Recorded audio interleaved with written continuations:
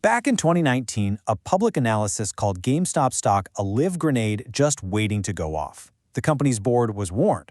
But funny thing is, they weren't the ones who ended up lighting the fuse. So let's break down the prediction, the inaction, and the absolute mania that followed.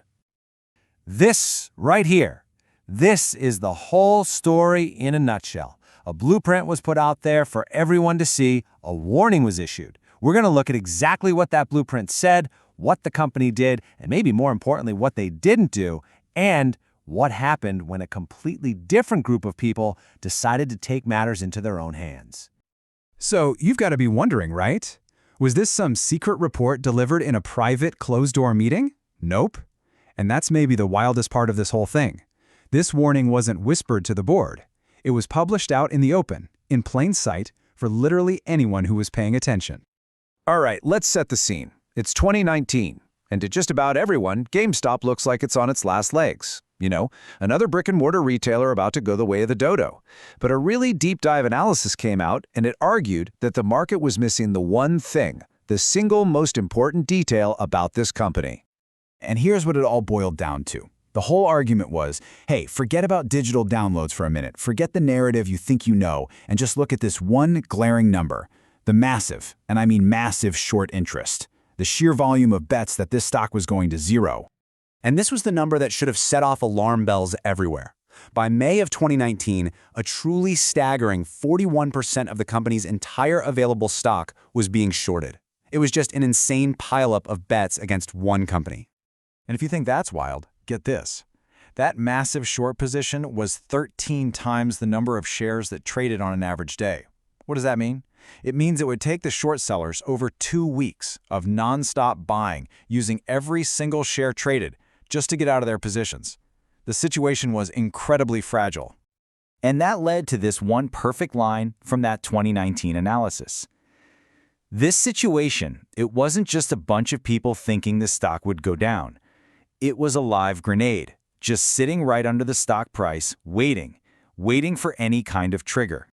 And look, this wasn't just some wild theory based on one number. The analysis went through piece by piece and just dismantled all the common arguments against GameStop. It showed it wasn't the next blockbuster. Heck, the company had no net debt and was actually cash flow positive. There was real value there that people were overlooking, which made that huge short position even more dangerous.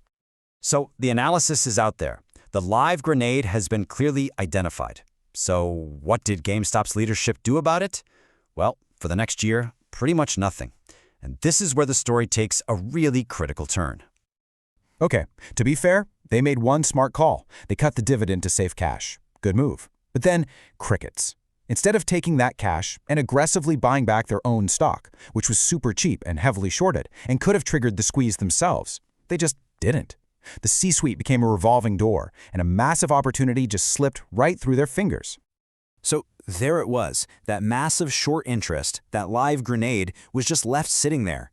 The fuse was burning, and the very people who could have diffused it or, used it to their own advantage, chose to just look the other way.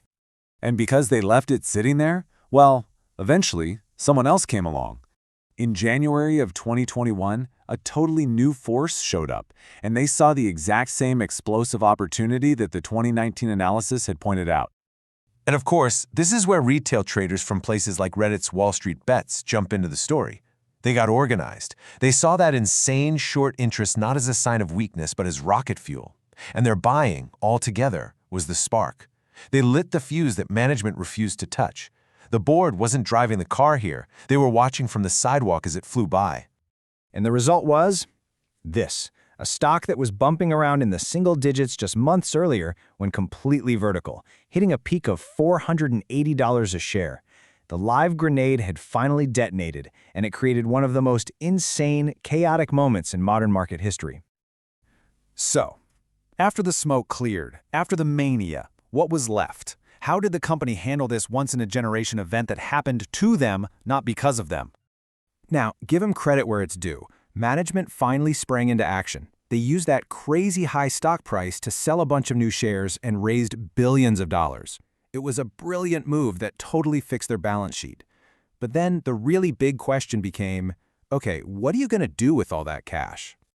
And the answer, so far, has been, well, Not a whole lot. There wasn't some grand pivot or a genius reinvention of the business. The company was saved from going bankrupt for sure, but it was still, at its core, a retailer with a business model that was in decline.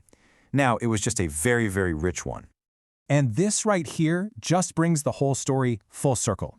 On the left, you've got the 2019 prediction, explicitly calling out a short squeeze as a major catalyst. And on the right, the 2021 headlines, when that exact catalyst became one of the biggest stories on Wall Street.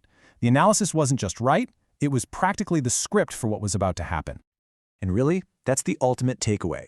The blueprint was there, the warning was clear, management had the chance to take control, to create that value themselves, but they blinked. The internet, on the other hand, well, the internet doesn't hesitate. They saw the opportunity, they forced the issue, and in doing so, they wrote a chapter of financial history we are going to be talking about for a very, very long time.